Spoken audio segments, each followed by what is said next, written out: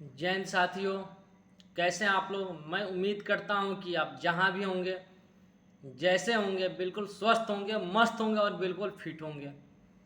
चलिए हम बात करते हैं कुछ विषय पे। क्योंकि कुछ भाई का कमेंट्स आया था कि सर हम थ्योरी का तैयारी करते हैं ना, कितना भी हम रिवाइज करते हैं, लेकिन वो क्या होता है कि वो सेव मेरे माइंड में सेव नहीं होता, इग्नोर हो जाता है। जैसे हम उस पर कितना भी मेहनत करते हैं वो चीज़ हमें याद नहीं होता है, उससे फिर हम भूल जाते हैं। चलिए इस पर भी बात करेंगे हम। एक और कमेंट से आया था कि सर ये बता दीजिए कि एग्ज़ाम कब तक हो सकता है।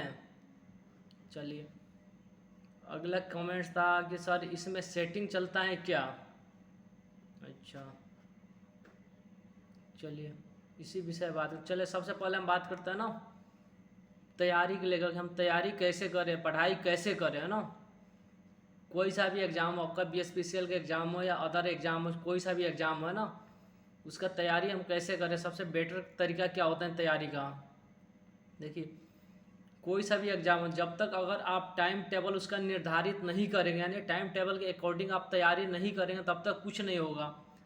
क्या होता है कि मैं देखता हूँ बहुत सारे स्टूडेंट का, मैं ये देखता हूँ कि अगर वो पढ़ाई करेंगे तो एक ही विषय को लेकर 2 घंटा 3 घंटा 4 घंटा 5 5 घंटा तक एक ही विषय पढ़ते रहेंगे उसको।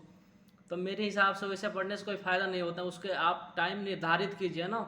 आपको 2 घंटा अगर पढ़ना है तो आधे अपना 30 30 मिनट का ना डिवाइड 4 बार में उसे डिवाइड कर दीजिए। जैसे हमने आधा घंटा थ्योरी पढ़ा, आधा घंटा जैसे हमारा कंप्यूटर हो गया, आधा घंटा हमारा करेंट जीके हो गया, है ना।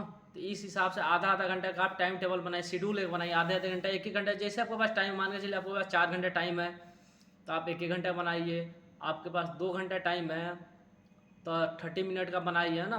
उसके बाद टाइम के अकॉर्डिंग बिल्कुल आप तैयारी कीजिए। चल तैयारी कीजिए। मानिए कि आपको 30 मिनट टाइम है, अगर आप थ्योरी का अगर रिवाइज करें, क्योंकि पहले कमेंट यही आया था कि सर हम थ्योरी का रिवाइज करते हैं लेकिन मुझसे हो पर नहीं पाता ना, मिस्टेक हो जाता है। तो कोई नहीं, उसको आधे घंटा आप उसको रिवाइज कीजिए। अब आधे घंटे मान के चलिए हमने 5 क्वेश्चन रिवाइज किया, 5 में हमें 2 याद हुआ या 2 हमारे माइंड में सेव हुआ, 3 नहीं हुआ, कोई नहीं, वो 3 छोड़ दीजिए। फिर नेक्स्ट डे उस 3 क्वेश्चन पर आपको मेहनत करना है ना, उसे रिवाइज करना है। उसको ये नहीं कि हमें नहीं हुआ तो उसे छोड़ देना, ही नहीं। उसको जब तक आप बार बार उसको आप रिवाइज नहीं करेंगे तब तक वो नहीं होगा। बहुत क्वेश्चन ऐसा होता है कि एक बार में वो माइंड में सेव नहीं होता है, उससे आपको बार बार रिवाइज करने की जरूरत है। बार बार अगर रिवाइज करेंगे ना तो वो क्वेश्चन आपको माइंड में सेव हो जाएगा। ये नहीं है, देखिए ये नहीं है कि हमने 5 घंटा पढ़ा, 10 घंटा पढ़ा, पढ़ाई किया, वो डिपेंड नहीं। डिपेंड होता है हमने कितना मेहनत किया, उस मेहनत में हमने कितना हासिल किया, ये चीज़ डिपेंड होता है ना। तो उसके हिसाब से आपको मेहनत करना होगा। एक टाइम आपको निर्धारित करना होगा, निर्धारित टाइम के हिसाब से आपको तैयारी करना होगा ना, तभी जाकर होगा। क्योंकि समय अब बहुत कम है, आपको मेहनत करने बहुत ज़रूरी है। क्योंकि एग्ज़ाम होगा तो एग्ज़ाम बहुत टफ होगा।